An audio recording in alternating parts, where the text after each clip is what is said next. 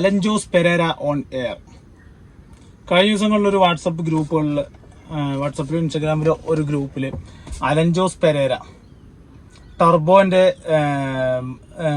പടത്തിന്റെ റിവ്യൂ സംബന്ധിച്ചിട്ട് പടം ഇറങ്ങുന്ന സമയത്ത് പടം ഇറങ്ങുമ്പോൾ റിവ്യൂ ഞാൻ പറയുന്നൊക്കെ പറഞ്ഞപ്പോൾ അതിനകത്ത് വന്ന കുറച്ച് ഫാൻസ് ടീമുകൾ നീ അതിനകത്ത് പോയി റിവ്യൂ പറയാൻ വന്നു കഴിഞ്ഞാൽ നിന്റെ കയ്യും കാലും തല്ലി ഒടിക്കും അല്ലെങ്കിൽ അങ്ങനെ പറഞ്ഞിട്ടൊക്കെ പുള്ളിക്ക് പറഞ്ഞതിന്റെ സാഹചര്യത്തിൽ അലൻ ജോസ് പെരേര മമ്മൂട്ടിനെ കുറിച്ച് മോശമായിട്ട്, അല്ലെങ്കിൽ മമ്മൂട്ടിന്റെ മരിച്ചുപോയ വാപ്പയുടെ വാപ്പയെയും വരെ പുള്ളിക്കാരൻ ഒരു അധിക്ഷേപപരമായിട്ട് സംസാരിച്ചു.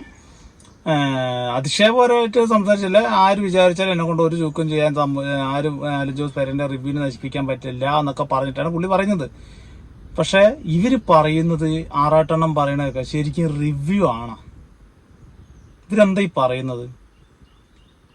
കോപ്രായിത്തരങ്ങൾ കാണിച്ചിട്ടും അല്ലെങ്കിൽ വെറുതെ ആവശ്യമില്ലാത്ത കാര്യങ്ങളെല്ലാം പറഞ്ഞിട്ടൊക്കെ നിലവില് ഇതേപോലെയുള്ള ഓരോരോ കോൺട്രവേഴ്സി ഉണ്ടാക്കുന്നത് ആരാണ്?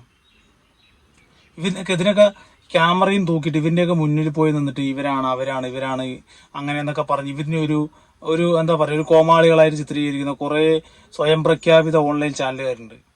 അലൻ ജോസ് പെരേര നിന്നു, അലൻ ജോസ് പെരേര കടന്നു, അലൻ ജോസ് പെരേര ബൈക്കിൽ വന്നു, അലൻ ജോസ് പെരേര വെള്ളം കുടിച്ചു, ജ്യൂസ് കുടിച്ചു, അല്ലെങ്കിൽ ആറാട്ടാണ് ജ്യൂസ് കുടിച്ചു, അത് കുടിച്ചു.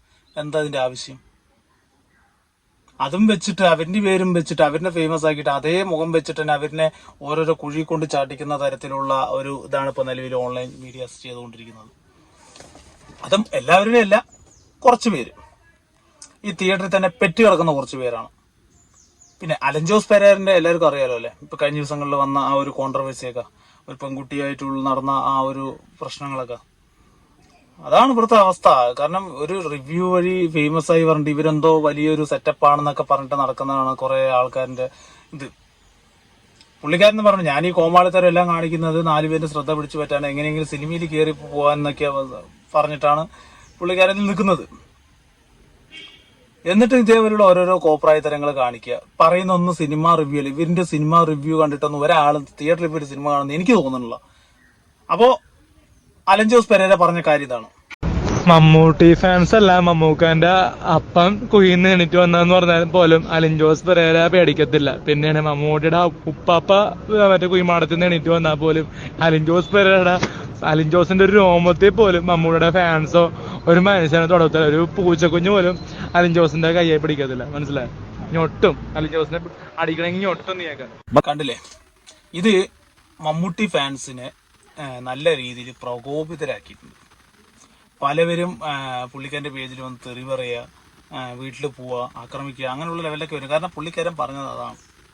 മമ്മൂട്ടി എന്ന് പറഞ്ഞ ഒരു മഹാനടനെ, അല്ലെങ്കിൽ മഹാനടന്റെ ഒരു പടം ഇറങ്ങുമ്പോൾ റിവ്യൂ ചെയ്യാൻ വന്ന തല്ലെന്നൊക്കെ പറഞ്ഞ് ഫാൻസുകാർ പറയുമ്പോൾ സാമാന്യ ബോധമുള്ളവൻ ആ പറഞ്ഞവനെയാണ് പറയുള്ളൂ. അല്ലാതെ മമ്മൂട്ടിന്റെ കുടുംബത്തിന്റെയും കുടുംബത്തിലുള്ളവരെയും കുറിച്ച് പറയുകയല്ല ചെയ്യണം. അതാണ് പറഞ്ഞത്. ലവലേശം ബോധമില്ലാത്തവന്മാരാണ് ഈ 2 ടീം.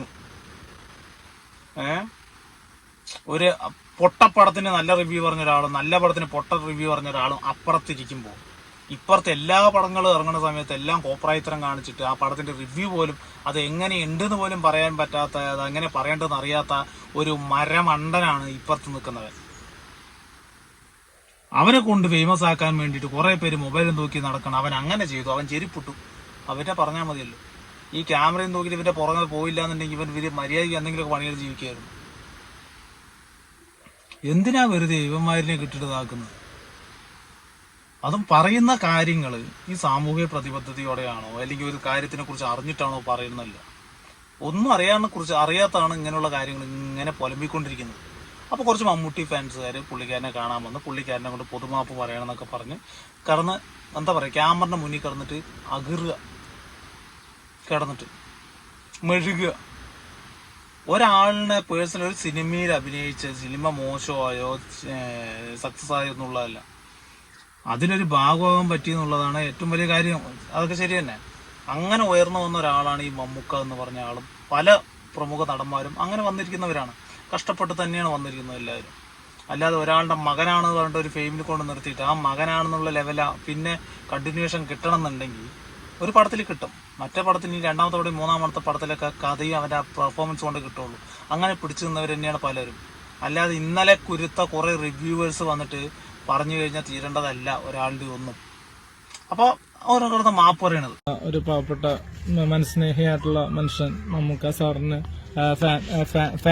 മരിച്ചുപോയ ആൾക്കാരുടെ പേരല്ല അങ്ങനെ അപ്പനപ്പന്മാരെന്നൊക്കെ പറഞ്ഞു. അപ്പൊ ബാപ്പാന്റെ പാപ്പക്കും വിളിച്ച പോലെയൊക്കെയാണ് ആൾക്കാർക്ക് പറയുന്നത്. അതുകൊണ്ട് തന്നെ ഞാൻ അത് വിഷമിക്കുന്നു. അപ്പൊ ആ പറഞ്ഞ വാക്കുകൾ മമ്മൂക്കയുടെ വീട്ടുകാരെ വിളിച്ച് ചീത്ത പറഞ്ഞ രീതിയിൽ പറയേണ്ടി പെട്ടെന്ന് ആവേശത്തിൽ പറഞ്ഞു പോയതാണ്. അപ്പൊ അതിന് മാപ്പ് ചോദിക്കുകയാണ്. ഭയങ്കര വിഷമമുണ്ട്. കാര്യങ്ങൾ പറയണ്ടേ? മമ്മൂക്കയെ സ്നേഹിക്കുന്ന എല്ലാവരോടും കാല് പിടിച്ച് ഞാൻ മാപ്പ് പറയുകയാണ്. ഇപ്പൊ ഇവരുടെ കാല പിടിക്കുന്നു. കുറച്ച് സോറി പറഞ്ഞു. താനൊരു കാര്യം പറയുന്നത് ഇത് എല്ലാവർക്കും അറിയാൻ പറ്റൂല ഈ സംഭവം. കണ്ടില്ലേ, ഒരു കാര്യം ഇവരോട് പറയുമ്പോൾ എന്താണ് പറയണമെന്നുള്ള ഒരു ബോധ്യം ആദ്യം വേണം. കാരണം കുറച്ച് ദിവസം മുമ്പ് ലാലേട്ടനെ കുറിച്ചും മറ്റു നടിമാരുകളെ കുറിച്ചൊക്കെ മോശമായിട്ട് പറഞ്ഞ ഒരു വ്യക്തി അപ്പുറത്ത് നിൽക്കുമ്പോൾ ഇപ്പുറത്തുള്ള ആള് ചെയ്യുന്ന പരിപാടി തന്നെയാണ്.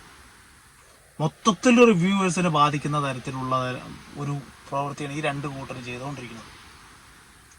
എന്നിട്ട് ഇവിടെ കിടന്ന് കരയാൻ നിൽക്കുക. പണിയെടുത്ത് ജീവിച്ചുകൂടെ? എന്തിന് ഈ നക്കപ്പൊളപ്പിന് നിൽക്കുന്നത്? 4 പേര് റിവ്യൂ പറഞ്ഞു തന്നിട്ട് 4 പേര് നിങ്ങളെ അറിയണമെന്നല്ലാതെ, അതോ ചുറ്റുപാട് അറിയണമെന്നല്ലാതെ എന്താണ് അതുകൊണ്ട് ഉദ്ദേശിക്കുന്നത്? എന്താണ് നിങ്ങൾ അതുകൊണ്ട് മറ്റുള്ളവർക്ക് മെസ്സേജ് കൊടുക്കുന്നത്? ആദ്യം ഇവരിനെ വേണം തിയേറ്ററിൽ നിന്ന് ചവിട്ടി പുറത്താക്കാൻ. മമ്മൂക്കിന്റെ ഉപ്പയൊക്കെ പറയും. നീ ആരാണ്? അതിന് നീ ആരാണ്? നീ നിന്റെ തന്തന്റെയും തള്ളന്റെയും കാര്യം നീ നോക്കിയാൽ പോരെ. നീ എന്തിന് മറ്റുള്ള മമ്മൂട്ടി എന്ന് പറഞ്ഞ മഹാനടൻ ഇവിടെ എത്തി നിൽക്കുമ്പോൾ ഇപ്പോൾ ആ ജനഹൃദയങ്ങളിൽ ഇങ്ങനെ നിൽക്കുന്ന സമയത്ത് പുള്ളി ഉണ്ടാക്കിയ ഒരു കഷ്ടപ്പാടും കാര്യങ്ങളൊക്കെ നീ അറിയണം. അല്ലാതെ നീ ഒരു ദിവസം വന്ന് വെളിയിൽ വന്ന് ഒരു കാലും ഒരു കൈ വിട്ടിട്ട് കൊണാന്ന് പറഞ്ഞതുകൊണ്ട് മമ്മൂക്കനെ ഒന്നും ഇല്ലാതാക്കുമ്പോൾ ആർക്കും ആകില്ല. മമ്മൂക്കനെ തെറി പറയാൻ വന്നിരിക്കുന്നത് മമ്മൂക്കെന്നല്ല, ലാലേട്ടെന്നല്ല, ആരിനെ തെറി പറഞ്ഞാലും ഇടപെടേണ്ട ഒരു തന്നെയാണ് ഇങ്ങനെയുള്ളവന്മാര്. നീ പറയണൊക്കെ റിവ്യൂ ആണെന്നാണ് നിന്റെ വിചാരം? അതോ നീ പറയണ കണ്ടിട്ട് നീ റിവ്യൂ അടിപൊളിയാണെന്നൊക്കെ പറഞ്ഞ ആരെങ്കിലും പറഞ്ഞിട്ടുണ്ടോ? വെറും ഒരു കോമാളിയായിട്ട് നിന്നെ കണ്ടിട്ടുള്ളൂ. ഇങ്ങനെയുള്ളവനെ എങ്ങനെ സിനിമാ ഇൻഡസ്ട്രിയിൽ നല്ല ചാൻസ് കിട്ടും? എനിക്ക് തോന്നുന്നില്ല. ജയിച്ചതും ടെർബോ ഇനി 2-3 ആഴ്ചയുണ്ട്. പക്ഷെ പലരും ഭീഷണിപ്പെടുകയും പല ഫോൺ കോൾസിലും ഇടിക്കും എന്നൊക്കെ പറഞ്ഞു. അപ്പൊ ആ ഒരു ആവേശത്തിൽ നമുക്ക് പടത്തിൽ കൃത്യമായിട്ടും വരും അടിയുണ്ടാക്കാന്നൊക്കെ പറഞ്ഞ് പെട്ടെന്ന് ആവേശത്തിൽ പറഞ്ഞുകൂടാ പലതും. അതുകൊണ്ട് അതിലാണ് പെട്ടെന്ന് നമുക്ക് മരിച്ചുപോയ മറ്റേ അപ്പനപ്പൂമ്മമാരെ പറ്റിയൊക്കെ പറഞ്ഞു. അതൊക്കെ അതിനോട് ക്ഷമിക്കണം, മാപ്പ് ചോദിക്കുകയാണ് കേരളക്കാരെ മൊത്തത്തിലോടും മെഗാസ്റ്റാർ മമ്മൂക്കയോടും ഞാൻ മാപ്പ് ചോദിക്കുകയാണ്. മമ്മൂട്ടി സാറിനോടാണെങ്കിലും മോഹൻലാൽ സാറിനോടാണെങ്കിലും ദിലീപ് സാറിന്റെ ഫാൻസിനോടാണെങ്കിലും 3 ഫാൻസും അങ്ങോട്ടും ഇങ്ങോട്ടൊക്കെ സംസാരിക്കും ഇതിനെ പറ്റിയൊക്കെ. അപ്പൊ എല്ലാ മമ്മൂട്ടിയാണെങ്കിലും മോഹൻലാൽ ഫാൻസ് ആണ് ദിലീപ് ഫാൻസ് ആണെങ്കിൽ എല്ലാവരും പറയാനുള്ളത് എല്ലാവർക്കും വേണ്ടി ഞാൻ മമ്മൂക്കയുടെ വീട്ടുകാർ മമ്മൂക്കയുടെ വീട്ടിൽ എന്ത് പോട്ടെ, വയസ്സ് ഇത്രയല്ലേ ആയിട്ടുള്ളൂ. പറഞ്ഞ് മനസ്സിലാക്കാൻ ആരും ഉണ്ടാവില്ല. അതായിരിക്കും 2-3 ഷോർട്ട് ഫിലിമിനൊക്കെ അഭിനയിച്ചു, പൈസ കൊടുക്കാണ്ട് അഭിനയിച്ചു, എന്തോ വലിയ സിനിമയിൽ കയറാന്ന് പറഞ്ഞ് നിൽക്കുന്നത്. ഈ സ്വഭാവം കൊണ്ടുപോയി കഴിഞ്ഞാൽ നല്ല സിനിമയിൽ എത്തുന്നീയൊക്കെ. ഇത്രയും കാലം നീ കാണിക്കുന്ന കോപ്രായങ്ങളെ കണ്ടിട്ടുള്ളൂ. പിന്നെ ഇങ്ങനെയുള്ള കാര്യങ്ങളൊക്കെ നീ മറ്റേ സോഷ്യൽ മീഡിയയിലൊക്കെ പ്ലാറ്റ്ഫോമിൽ വന്നിട്ട് ഇങ്ങനെയൊക്കെ പറയുമ്പോൾ ഇതിന്റെ പെരുമ്പരായകളെ കുറിച്ച് എനിക്കറിയില്ല. ഇപ്പം എന്തോ വലിയൊരു ഫെയിമിൽ നിൽക്കണോ 4 പേര് അറിയണതുകൊണ്ട് ഇങ്ങനെ നിൽക്കുന്ന അല്ലാതെ ഇപ്പം എല്ലാവരും കൂടി വന്ന് തിരിച്ചപ്പോൾ ഇപ്പം കടന്ന് കാര്യങ്ങളുണ്ട മുന്നിൽ നിന്ന് ക്യാമറയുടെ മുന്നിൽ നിന്നിട്ട് ഇത്ര ഉള്ളൂ നീ, അല്ലെങ്കിൽ ഇതാണ് നീ. എന്തിനാണോ ഇങ്ങനെയുള്ള മുളപ്പിൽ നിൽക്കുന്നത്?